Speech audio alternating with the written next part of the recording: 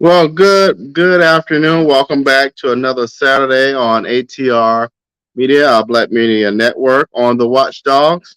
We have a great conversation today.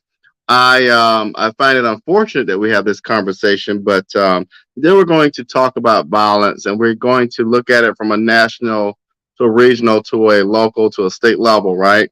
And so I really think this is important as we see senseless violence every day. And as a matter of fact, this morning, a 6-year-old girl was killed in Stone Mountain, Georgia. And so it's time that we bring these issues to the table and stop ignoring them and stop waiting on our city elected officials for those who don't really attend to the problem. We have some who do, but we'll talk about that today. We have a great panel of people today, some who are here and some who will join us. And I'll introduce our panel today and we will jump right into a conversation. So we have with us today Alderwoman Kesha Gibson-Carter of Savannah, Georgia. Alderwoman Gibson-Carter joins us. Oh, there you are, looking great. She is the Hello, Alderwoman at large Savannah. for Post One in Savannah. She brings to us nonprofit experience, local government experience, and why she matters today is because she's a mother, right? And that we're seeing a lot of young people being killed. She's a wife and she's a community leader. She's laser focused on these issues, and you'll hear why in a moment. And most importantly, she cares about the issue. And so we welcome her today. We have Thank John you. McMasters, who is from Los Angeles, California, a University of California graduate who moved to Savannah in 1993 and assumed the role of county commissioner in 2002. He is one of the founders of Better Savannah, and focused on the influence of public policy. And his interest lies in the communalistic approach when we look at local governmental actions. And so we welcome John today. Thank you. And we have someone I know very closely in Athens, Clarke County. And one of the reasons why I'm really excited to have Tiffany today, Tiffany Taylor, is because she saw this very issue happening in her community. More importantly, with young black males, and so she got tired of it, and she created action around Mothers of Black Sons, MOBS, which is a nonprofit to support the success and advancement of young black males in the community. She's currently running for District 3 County Commission seat in Athens, Clarke County, and is the mother also of 4 sons, 1 daughter. And her issues lie in affordable housing, livable wages, and youth development. And so we're really excited to have you all today. And so if I could begin with this overall question, and I would love to hear all of you respond to this. Why does this issue of violence matter to you? And we'll start with Tiffany. Thank you. Thank you, Robert, for that introduction. You made me sound so important. Well, you are Uh, important. well, this issue of violence is really important to me because as a mother of 5 children, as well as an aunt to 3 children, 2 boys and 1 girl, it's important that we educate our children about violence is because it's so easy to get into. It's so easy to get into trouble with violence because in my community, which is one of the impoverished communities here in Athens, Georgia, we see a lot of crime. That's kind of like the atmosphere here in Athens, Georgia. Is really important to me because I'm just so sick and tired of us losing our youth to violence and them being educated on the consequences of being involved with violent crimes and gun use and gang activity. So it's very important to me because I want to make it better, not only for my children but for the children's my children's children, right? So that's why it's important to me. Alderwoman Gibson Carter, if you could chime in, why does this issue, why does it matter to you? Can you hear me? Yes. Yeah. Uh, Listen, when it comes to uh, gun violence, sexual violence, any form of violence, we recognize that we are our brother's keepers. And the issues related to gun violence for me right now, as we approach this topic, we know what's going on in our city. It's a public health issue, right? So oftentimes people are dismissive of issues related to street crime and gun violence because they feel as if it's just situational. Well, that doesn't make it okay because someone is a part of violent intentional injuries, right? Um, we should all be concerned because bullets don't have names.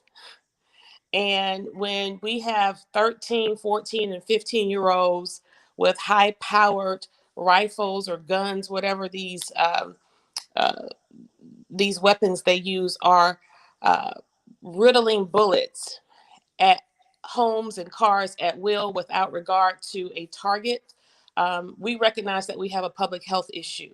And beyond that, just personally, I care about people.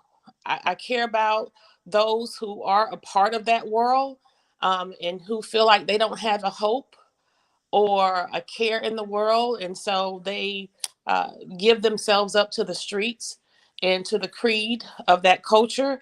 And I care about those who would be their victims. So um, we have to have a holistic approach.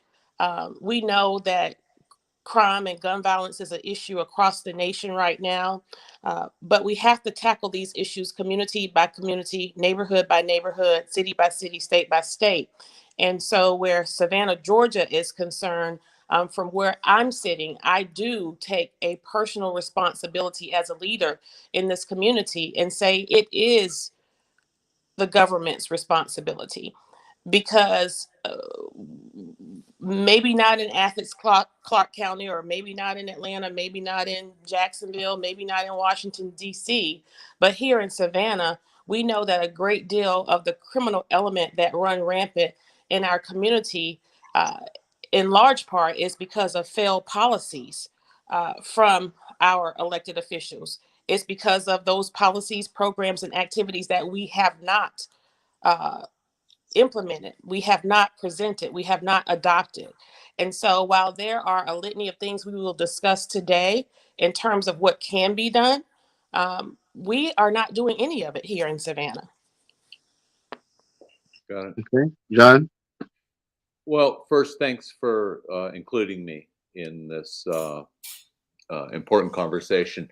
Um, Violence, and I'm going to use a expanded notion of violence, it just in the sense of crime, uh, much of which is violent and some of it not as violent, um, is a detriment to our quality of life, whether you're living in a Tony neighborhood or a less Tony neighborhood. Citizens, people, part of the community, the members need a certain level of safety to enjoy their lives. And violence and crime interrupt that and disturb that sense of place, continuity, comfort, happiness. So Kesha's absolutely correct. It is a public health issue. It's also an economic strain because the cost of addressing public safety and crime is borne by the whole community. So, yeah, the nature of it is multifaceted, and I'm sure we're going to have a chance to talk, more about policy and legislating ways and things that we can do to reduce it and protect our happiness and the sense of community. Awesome. If I could share this image, John, that you shared with me, this is the chamber circle, and if we could dialogue about this piece to begin with, and Kesha, I'm not sure if you can see it, but John, if you could tell us more about how this applies to the conversation and help us understand this diagram. Sure. This is sort of tangential to the primary topic of violent crime, but just let's look at it in limited policy sense, and this happens to pertain specifically to hospitality and tourism. But this sort of dynamic can be easily modeled or applied to a police department or a Parks and Recreation's perspective, to many things and aspects of government. But basically, in the hospitality tourism context here in Savannah, a number of years ago, I tried to explain to someone how policy is made. Policy is the legislative act of a governing body, in this case, the city of Savannah. So, not to belabor this, but you'll see in the center there are 4 concentric circles. The top purple one being the Chamber of Commerce, and going over to the right, Visit Savannah, which is a subset of the Chamber of Commerce. And at the bottom is the Tourism Advisory Committee. And then coming up, and that's a city body. And then the 4th circle is the Tourism Leadership Council, which is a 503c professional organization to look after the hospitality industry's interests. At the very bottom, you'll see 2 overlapping circles. The first one, the blue one, being the mayor and city council, of which Kesha is a member, and which at a county combined consolidated city, Tiffany hopes to join. And then on the right, in the salmon colored circle, is the city manager, because we have a city manager form of government. Anyway, to conclude, what this diagram, and maybe you can post this as a link in your show, RG, that other people can study it more closely and read the influences in the traffic diagram here. But basically, public policy here should be the responsibility of the mayor and council, and that's that intersection between those two at the bottom. But it is influenced most heavily by the industry. So you have an industry regulating themselves for all intents and purposes, and that's not a healthy outcome.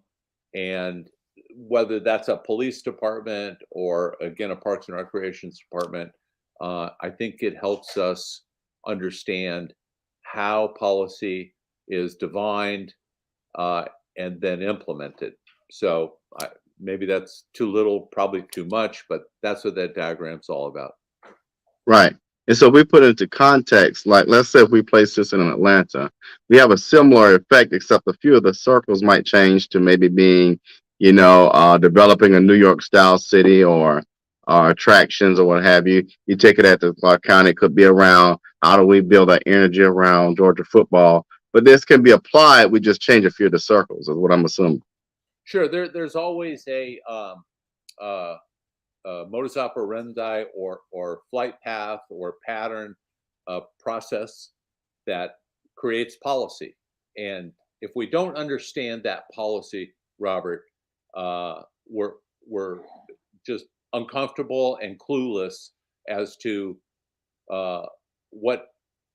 how things happen and how things are either advanced or detracted from in our communities. So I urge people to dedicate some time to understanding how policy happens. And so, and if we tie this together, Alderwoman Gibson-Carter, policy ends up driving a number of things, right? And so we get to thinking back to this issue of violent crime and crime in general. You have policies that allow you to be proactive as a council and as a leader and as an alderwoman. And you have policies that create more issues. And in your perspective, if you can tell us a little bit about that from your lens as a sitting alderwoman here in Savannah. Well, and that's the one thing we have been doing, a few of us anyway, Alderwoman Miller Blakely and Bryant Lanier, in our work, we do a lot of educating the public, informing the public. And so one of the things we have been doing as of late is acknowledging to the public that when we talk about change, when we talk about things that we need in our city and uh, certain issues or changes that our citizens want, we first start the conversation in saying we have to discuss policies, because nothing changed without a policy. We can have political rhetoric and hot air all day long, talk about what we are doing. We can talk about um, affordable housing. We can talk about crime reduction. We can talk about forced displacement. But until we put forth policies that will provide for those changes, that will provide for meeting those needs, it won't happen.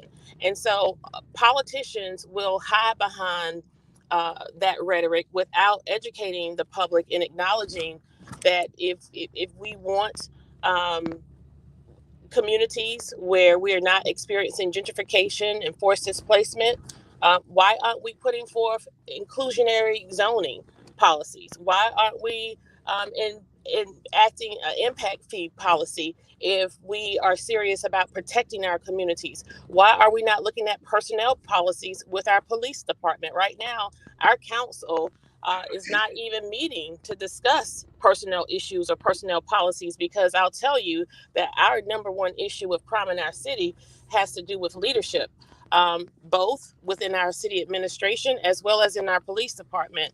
And if we cannot meet as a group and discuss policy initiatives and changes we need to make, that policies that match those changes, it just simply won't happen.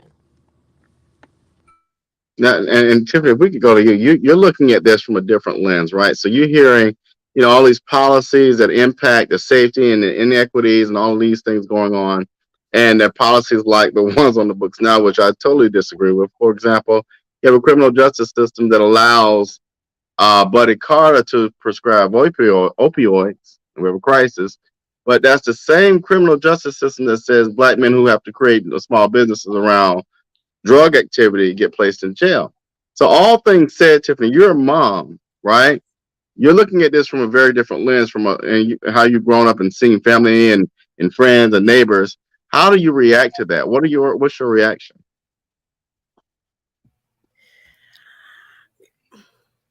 My reaction, and my reaction towards it is basically the reason why I'm running to have a say so into the policies that's put in place here in Athens. When my son was in third grade, they told me that he wasn't reading on a third grade level. The teacher told me this is when they begin building prisons for children, males who aren't reading on grade level. They start building prisons, which is the pipeline to prison, the prison pipeline. I'm sorry. And so as a mom, it makes me go harder. It makes me sit at the table, want to sit at the table. It makes me want to get out and inform everyone, because we lose from a lack of knowledge. A lot of my residents don't really know the policies here in Athens, but they are affected by it when they stand up in court, when they're pulled over by the police, when they're, we live in a college town. So there are a lot of ordinance that, target us, and we don't know until it's too late. And so being vigilant, being educated, is my way of going about it now, because I was just angry.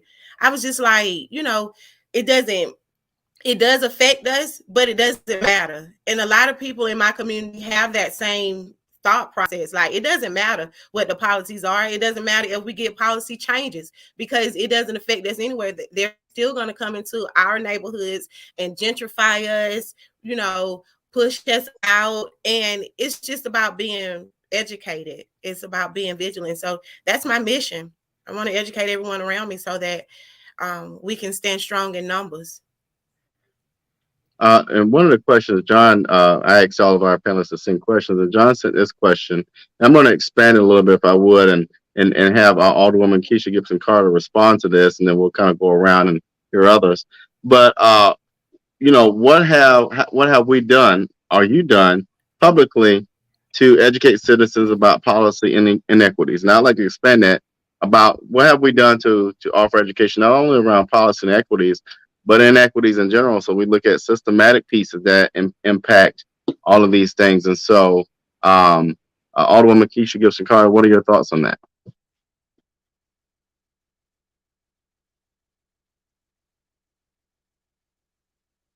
Oh, you're unmuted, but we don't hear you. Now you're muted again. There you are. Now you got to unmute. We can see. Now you unmute. You're hitting the wrong button, I think. Let me unmute you, Silver. Uh-oh. Okay.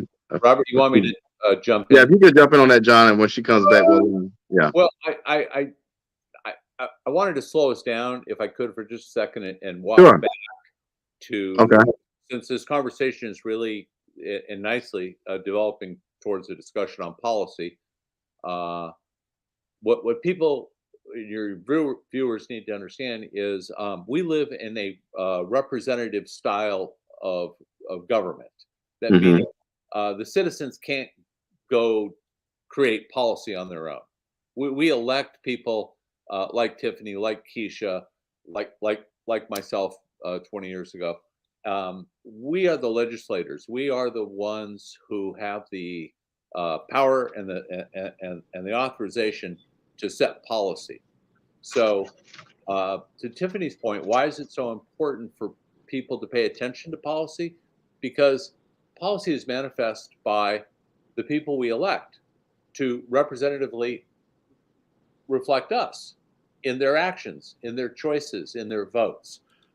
So we're not a direct democracy. We're representational. So policy is the tool or the track through which things can happen. For instance, if a city wants to change policy, change an ordinance is just a fancy name for a policy, that the police department is not going to pull over people for taillight infractions or expired tags.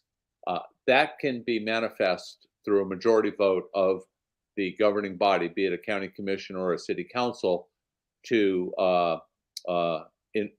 inform and direct the policing staff members that this is not something we want to prioritize. Don't stop people exclusively for those things. Just one example of how policy can affect the community and the importance of understanding how that comes to happen. And it comes to happen through this representative body that we've elected. So to Tiffany's point, yeah, you gotta understand it and stick with it. Yeah. Alderwoman Kesha Gibson-Carter, I don't know if you remember the question, but I definitely am glad that John brought that piece up. I wanted to get your reaction or thoughts before we kind of dived into that a little more. Yeah, I did. I'm transitioning. Today's the Central Labor Council annual fish fry. So I'm on my way there, and of course we have to be all things to all people all the time. That's what your older woman does. And so y'all bear with me a little bit. I did miss the question, so can you repeat it? I did hear John's comment. However. Well, I think it'll be more important. If you want to dive into John's comment and react to that or add to, I think that's an important piece that is very, very, very glad he brought that up. Well, he's exactly right.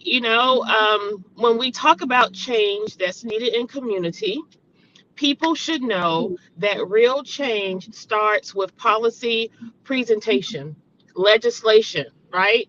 And so take, for example, our administration. For whatever reason, before the ink was dry on our commitment to serve without fear, favor, or affection, there was some maneuvering to change the rules of our council. Never in the history of this city, and probably nowhere in the United States, will you find within a local government where it takes a majority of your vote, the majority on your council or your commission, to actually introduce legislation, introduce a policy, introduce something on behalf of your community, where we require change, where we require resources, where we require a certain level of service to increase or decrease. But here in Savannah, it takes a majority on our council, 5 votes, for any idea to even see the light of day. And so that on its face is, as far as I'm concerned, it's a form of voter suppression, because I am not capable now, as the representative of the entire city of Savannah, her over 145,000 constituents, citizens, I can't put forth anything on your behalf because I don't have a majority. And so uh, I'm woman enough to take a L. I'll take a loss. If I put forth something and I don't get a majority of vote to get it passed, we have to accept that. But if I can't even introduce it for consideration, Right, right. how is the community represented? So again, that those changes that we want to see in our city, uh, any level of service that you want increase or decrease, communities, crime. Right now, we have a shortage of police officers in our department, which essentially contributes to the level of crime and criminal element that's happening in Savannah. And what I want people to know is that the issue related to crime in Savannah is not one dimensional. It's not just one thing, right? There Hmm. are a multi-causism of issues that have occurred because it has been ignored for so long. So we have issues related to our judicial system. We have issues related to uh, how people are policed. We have issues related to uh, the lack of community policing. We have issues related to the talent that we are recruiting, the talent that we are not retaining. So there are a lot of things that we need right now. And if we, again, cannot address these pieces via a policy perspective, or have a conversation with the council, with our leadership, and say, listen, here's where we are. What are the changes that we can make? We will not achieve that. So I feel like I was a little bit all over the place right there, but I need to No, get some of that out. no. I'm glad you did. One of the things, and I'm going to kind of package it up a little bit with you and John's comment, and lead in a different direction. So, what John was talking about is we have a representative form of government. So we go out, we cast a ballot, and we vote for a particular person that we hope will represent our voice and our issues and our values. And then we hear from Kesha Gibson-Carter. So now I'm elected, but I'm also not given the same rights and access to present policy changes or rules or put things on the agenda that would look at things like public safety, public health, and crime. So if I'm elected by you, I'm here advocating for you, but I'm still restricted and my voice is not heard. Then how do we get the work done? So I'll ask Tiffany and John and Alderwoman. So with that kind of a framework, how do citizens make a change? It's like, okay, so we've done what we're supposed to do. We're seeing all this crime, and we're not getting our officers and law enforcement folks to work together and to prioritize things. How do I get involved as a citizen? I'm tired of it. I've been through it. What do we do? You can't quit. You can't give up. This work is exhausting. It's exhausting making an attempt to tackle the issues and the problems in our community. And you are absolutely right. We mobilize and we engage every election season, and we ask people to go to the polls and vote. We have voter registration, voter information, voter education. People should vote. You should exercise your civic duty. People died for your right to vote, right? And so these people in record numbers have gone out over the last 5 or 10 years, and people have showed up to the polls like never before. People are mostly energized around issues, and we have had a lot of issues. And so what happens when people feel like they have picked the winner, and the winner they pick makes it into office, and this is a person they champion. They put all of their faith in a person because they don't have the time, the experience, the knowledge. They don't have that. They don't have what it takes to do the work. So we put all of our faith in a person. And what happens when that person we put our faith in fails us? It's very, very difficult. It's very, very difficult to hold those who we have pledged allegiance and alliances with accountable. But I'm here today to tell you people, listen, we cannot relegate the safety in our community, the harmony in our neighborhoods, and the needs of what we need, the needs of those things we desire for this city. We cannot relegate that to relationship, friendship, or kinship.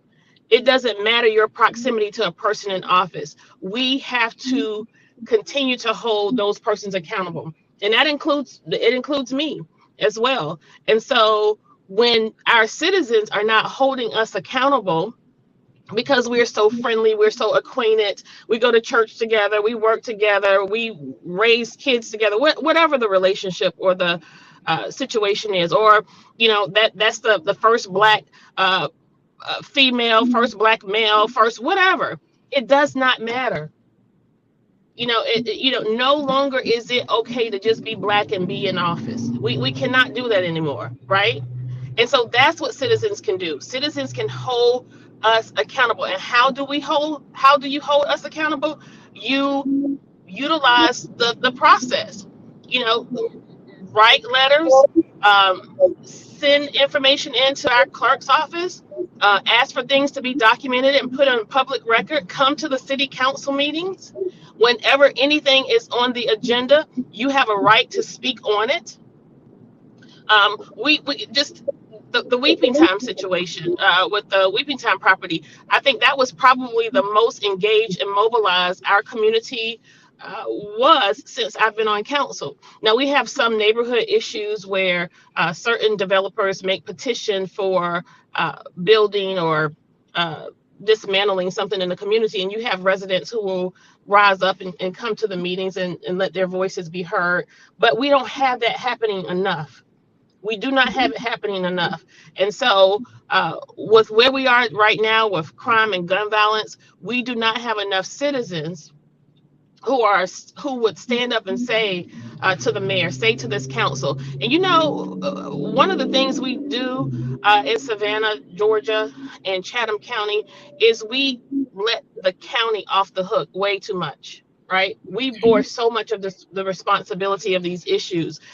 Chester Ellis, the county commissioners, they should be held equally as responsible for what we have by way of crime in this city. Savannah is in Chatham County, right? If not more. And then our state legislators, our state representatives, our state senators, we have to have them a part of this conversation as well. We do too much in silos. The Board of Education leadership, right? Because who are these people? Where are they coming from? Most of these young people are products of our public school system. And so we have to have a holistic approach to tackling this issue. It's not just one way, but again, we're not doing anything. So we got to try something. And before you all respond to that, you might want to respond to my next comment. One of the things that disappoints me in the city of Savannah in particular, and I'm going to drive this, it goes back again to what I just described earlier, and going back to Alderwoman Gibson-Carter and John. You get elected, you vote, you do what you're supposed to do. You put the people in office that you believe are going to value you and be your voice. And we have people like Alderman Dedrick Leggett, who go over there and blow smoke up the tails of a housing project group called Yamacraw Village, right? And you allow that area to be ridden with trash and violence and crime, so you can benefit too off of the regentrification of it. That's the thing that impact that really bothers me, is when we put people in place who we believe will advocate for us and who fail to do so, and they'll tell you all day, "Oh no, I'm not going to get anything out of this." Yeah, well, why would you sell a community, allow it to be crime ridden, And a lot of this has an economic impact. I think someone said that earlier. A lot of this ties to economic impact. The haves will have more, and the have-nots will have none. And we've got to break that. We got to put some barriers there. But again, it's how do we get past that? And what are you all thoughts again to what Alderwoman Gibson-Carter said, and to the idea that you put people in place and you're still sitting out here looking crazy. And John and Tiffany, feel free to jump in on that piece. Well, I don't want to filibuster. Tiffany, do you want to comment on that? Because I can talk forever. That's very true. I was speaking with someone here in Athens, Georgia, about that exact same thing. When you have all your trust in the people that you put into office, and then when they get into office, they just totally do what's beneficial for them. Which is why I'm running, because I grew up in the neighborhood that I'm running for, the district that I'm running for. I grew up here. I've, dealt with the poverty. I've lost friends. I've lost family members to the violence here. And so running from a pure place for me, stepping up, because even if I win, lose or draw, it's about my community and making my community better. So even if I don't have a title at the end of this, that does not stop the work that I've been called to do. I have to still do the work. I have to still, show up to town hall meetings. I have to still educate those around me who are illiterate about politics, because I was illiterate about politics. I've always felt like when people come and knock at my door to ask me to vote, they give me these 3 points, and I'm just supposed to vote off of these 3 points. But it's important to get to know not only what they're doing in election time, but what they're doing before election time, what they're doing after election time. Like, where did they come from? I'm a product of Clark County School. So when Alderwoman Kesha said that, it tickled me, because I've been told that before. We don't need any more young people who don't know what they're doing. But in order for us to know what we're doing, it has to take those who have done the work, who know the work, to help us along the way to change the things around us, so that we can give this same energy to those who's going to come after us, because that's how you change the community. It's from generation to generation. The generation before me pour into me, tell me, the things that I'm going to come up against if I don't see them, and so that's one of the reasons I feel like a lot of people don't get involved. A lot of people don't come out and vote. It's a lot. Robert, I love Tiffany's passion, but let me push back a little bit, and and y'all feel free to engage in the conversation. That's what we want to do. Here are the facts. In the city of Savannah, a normal turnout for a mayoral and council election is about 30% of the registered voters. That's a huge problem. All right. We've talked about how many of those people, that 30%, they vote for their aunts or their kids' coaches or their friends or their friends of friends, and not on the issue. So number one, we have a low voter participation level. That needs to be fixed. Secondly, the 30% that are voting, very few of that 30% really understand the policy ideas and platforms and commitments that candidates are making, just as much as they don't really understand if their current incumbent who is on that ballot how well they've performed. I just want to put out there that Savannah tends to spend infinitely more energy, effort, and attention on the needs of the business community and the business class than it does in the communalistic quality of life considerations that affect neighborhoods and people. And this is a huge problem that can only be addressed by repointing our efforts and our energies through policy. So again, I'm trying to bring policy back into the discussion as our best tool to improve our situations, whether it's crime or opportunities, economic or otherwise. But we've got some basic problems. You know, low voter turnout is one. Our voter registration levels are incredibly high. I think Savannah might even be close to 90% voter registration, Robert, but yet 25 to 30% is all that turn out to vote.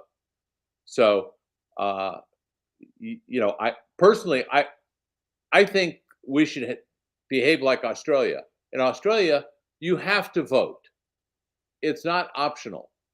And if you don't vote, you're assessed a penalty of financial fine for not voting. I know that's a little draconian, but that a middle ground is something I think Arizona or New Mexico toyed around with, and that is they created a lottery so that everyone who voted was automatically entered into a drawing for a lottery cash prize. So it was an incentive. You weren't paying people individually to vote, but you were incentivizing the voting process. So anyway, I'll stop there. Those incentives, John, I know they'll get a lot of people in Athens to come out and vote the way they play Yeah, there's nothing morally or ethically wrong with trying to create and induce a larger voter turnout because it's important. Absolutely. I also want to point out too something that you know Kesha touched on it, and that is when you're elected, she's representing 145,000 citizens. Listen, no elected official is going to satisfy all of their constituents. There is inherent failure and success on any issue. Some people may love her for her position on housing. They may disagree with her on her position with policing. You know, we have to be sober and realistic about what is really the effective range of any elected official. And it's never 100%. It's never 90%, 80%, 70%. I mean, that's why most elections are won or lost by, 4 or 5 points. And that's okay. That's how our system is designed. So enough civics. No, that's perfect. But I think, you're exactly right. When all of this ties back to elections, right? It just does. And one of the things I think we need to look at is a reform. Reform comes through a lot of changes, and those changes come through public policy. How do public policies change? It's up to us as individuals to put people in place who have good sense and good knowledge and will work on things like policy instead of stupid masks, right? It was policy that made masks real or not real, sick or not sick, protect my neighbor or infect them with COVID-19. And so one of the things I want us to kind of, as we close out today, is offer a solution. One of the solutions, and I'm very radical in what I'm about to share, but it's a starting point for this discussion about how do we solve it. One, I agree, public policy. We've got to stop worrying about nonviolent crimes, in my personal opinion. Putting people in jail for tail lights, like you said, John, putting people in jail for marijuana, that's silly. We need to decriminalize marijuana. It is not a gateway drug, and if you really want to know the truth, go and look it up. Get your history around it. It's only criminalized because it came into competition with cotton. When you understand the realities of what hemp can do, from economic development to developing clothing to a number of things, you understand that why brown people brought this to this world, that's why it's possibly decriminalized. Learn your history. Don't let people tell you. The other thing is we got to focus 100% on violent crime. My thing is we need to stop putting people in jail for nonviolent crimes. It is not necessarily a criminal issue that someone might be abusing a substance. It is a public health issue. No one wakes up in the morning saying, "Oh, I just want to be an alcoholic." That's not what happens. People have real trauma, real issues, that leans more into mental health, other health issues that we need to solve and stop putting on the backs of taxpayers. The other piece is, again, we got to incentivize voting, and so those are just some things I like to start the conversation around. But that's how I believe we start curbing taking that left turn and getting to some real solutions, other than walking through the same hallways of foolishness that we've done just because we've done it that way before. Well, I'll start, and then I'm going to have to go after this, and I'll just keep listening to you guys.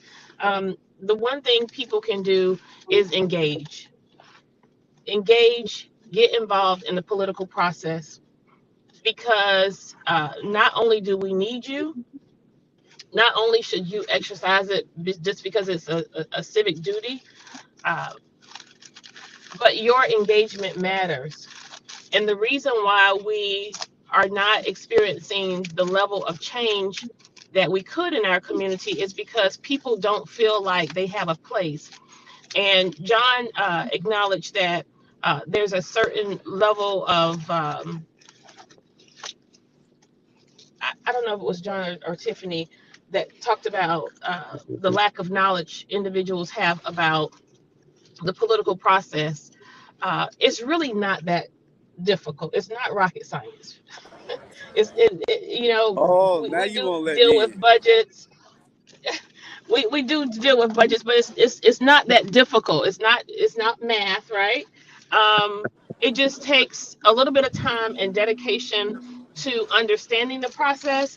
And a lot of what happens, Robert, is politicians intentionally and deliberately try to make things difficult and talk over people's head, and that serves as a barrier for individuals because they are oftentimes intimidated by the process or by the jargon that's used. And again, that's why we try to dial our service back and frame it in a narrative where a third grader can understand it. And Right. to that point, and John, you can attest to this, there has never been a time Want to do like much? now where I'm just trying more to people have are a some. part of the political process in Savannah.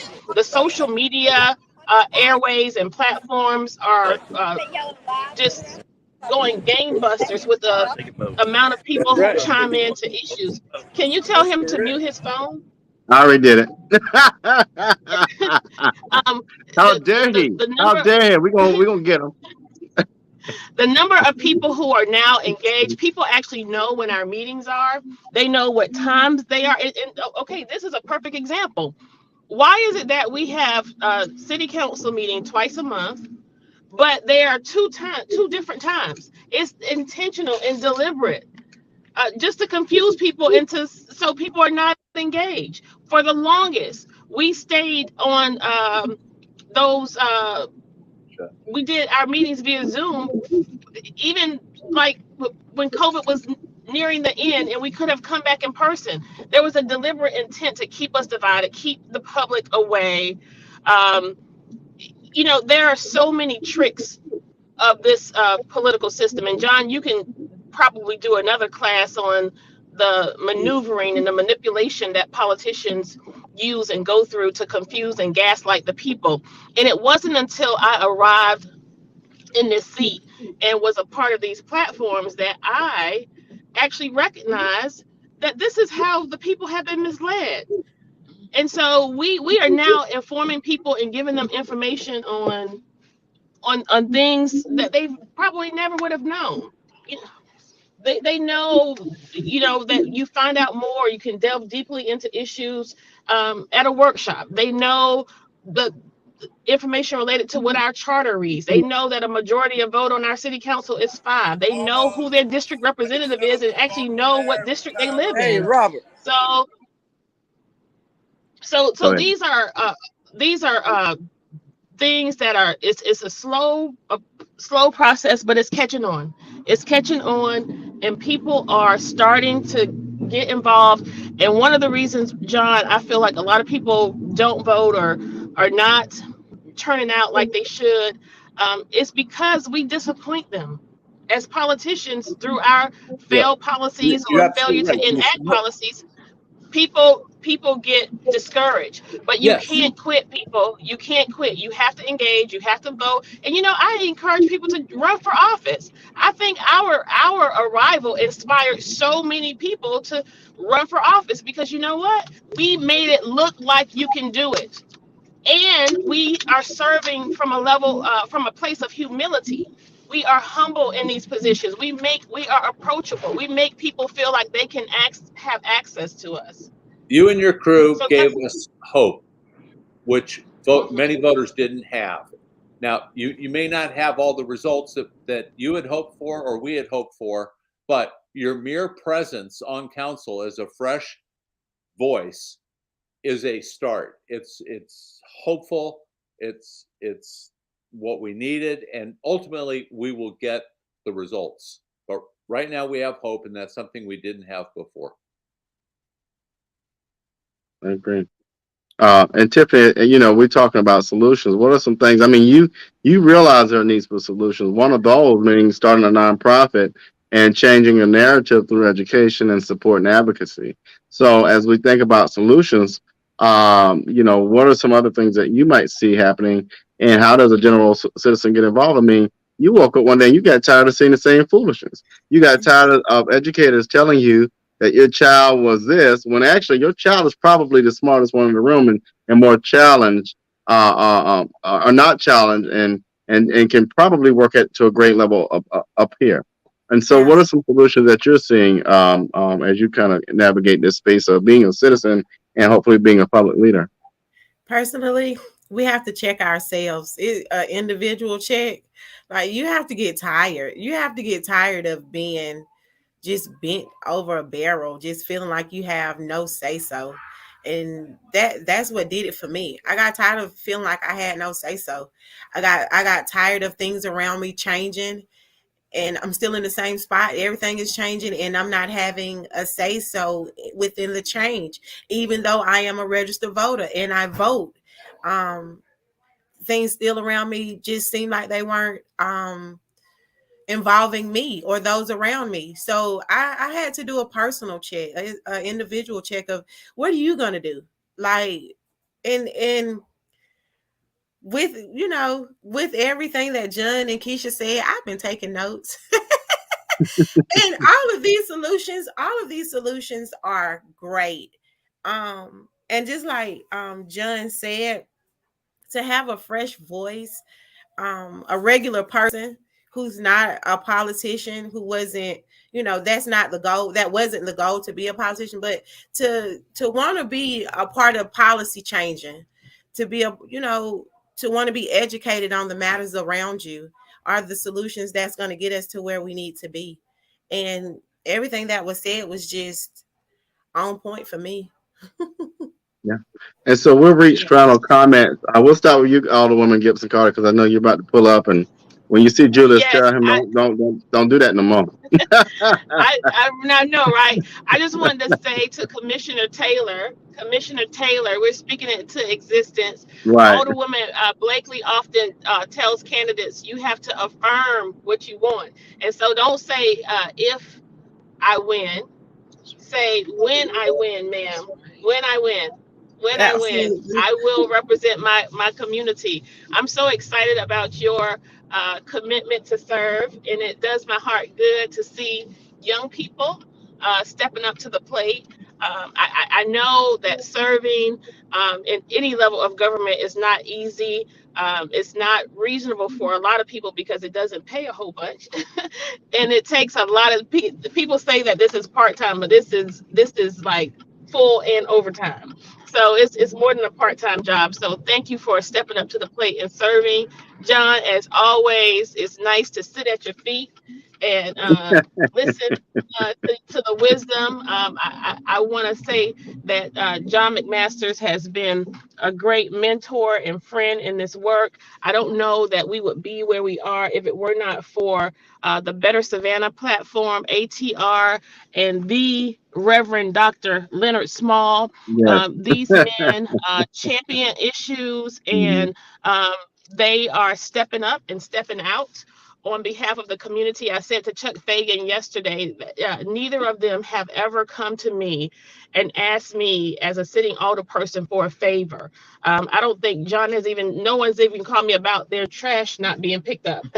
They simply do this because they love community. I feel that they are justice seekers, and they want to see us living in a community of harmony where all people can have access to their rightful share. So thank you so much, Robert. And Tiffany, All best right, thank wishes to you. you.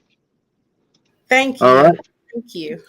John, will be your final comments, and then Tiffany, your final comment. Well, thanks. I've enjoyed myself today. Is John Kesha doing doesn't know it, this? but I have a couple of parking We tickets I guess. can send over to her. Just kidding. The thing that excites me, Robert and Tiffany, is you've got ATR who's doing a really great service. I mean, it's African American centric, and Better Savannah are these entitled white guys, and we're coming together. We're talking the same talk. We're wanting the same results, and it's like in the history of Savannah when the Irish came over. The oligarchs worried that the blacks and the Irish would commingle, and to prevent that, they pitted them against each other. And this is the tragedy of not having unity.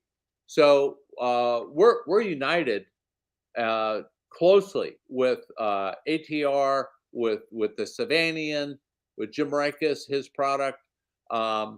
We are giving hope. I would hope to people that we can get past our differences and actually drive together towards better outcomes.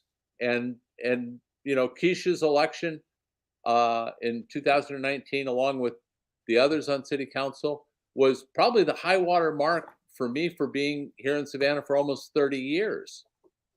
Now they got the rug pulled out from under them from an autocratic mayor who co-opted, 3 of the 5 people and swung the momentum around. But we're still here. We're still doing it. We're going to keep doing it. And we'll ultimately not just have hope, but we'll have hope and results. And Tiffany, good luck to you in your election. I need you to win because I was a 3rd district commissioner here in Chatham County. So good luck to you. And Tiffany, while you're giving your comments too, why don't you tell us your website and all of your stuff so people who are watching can contribute too. So add that in your comments. Well, first off, thank you, Robert and John and Alderwoman Kesha, for allowing me to, as a newcomer, sit in the midst of all of you with all of this knowledge. I've learned a lot. I'm here in Athens, Georgia, so all of these things that I have learned, familiarized myself with, is a blessing, and I'm grateful for it. For ATR, for always accepting me and letting me be on the ramble and my platform here. So, John, thank you. Sure. When I become District 3 Commissioner, I'm going to shout you out, John. District 3. Do good. Win and prosper for us. Yeah. That's right. But I'm Tiffany S. Taylor. I can be found on Facebook. My Facebook page is Tiffany for the People, District 3 Commissioner. I have not a website as of yet. It is in the works. If you want to donate, you can donate through my Facebook page. And I'm just really happy to be included. And so And did you ever? I'm not sure. Did you do an Act Blue page? You might have that. I have. Yeah. You can go to my Act Blue page. Yeah, I've been on her behind about an Act Blue page. Let me tell you, John, Jay Jones gets mad at me. Jay said, you be running people like they run for state level. I was like, that's all I know. So get an Act Blue page. Absolutely. Yeah. You can go to my Act Blue page to make contributions as well. All right. Well, in the next couple of weeks, I think we will have our state senate candidates. Next week we will have um, oh my goodness, his name is escaping me. He's gonna kill me. Anyway, we'll have our state senate candidates. We'll have and they will be our next couple of weeks. And so definitely tune in for those. And Well, so Derek Mallow. Derek what's Mallow. that? Isn't that Derek Mallow? Right now, see, you messed yourself up now. Orlando Scott. And My then apologies. It's like I'm in the midst. So next Saturday, next Saturday we'll have Orlando Scott. The following week will be Derek Marlowe. Both who are very, very fine gentlemen. Both who I think, equally well prepared. Outcome. Yeah. So, but we'll definitely want you all to check both of those out. One will come next Saturday and the other the following Saturday. All right. So we appreciate our panelists today. We are going to close out, and thank you all for this discussion. So have a great weekend, and I'm about to go follow Julius and Alderwoman Gibson-Carter over to the ILA Fish Fry. So see you out there. Hopefully, y'all take care.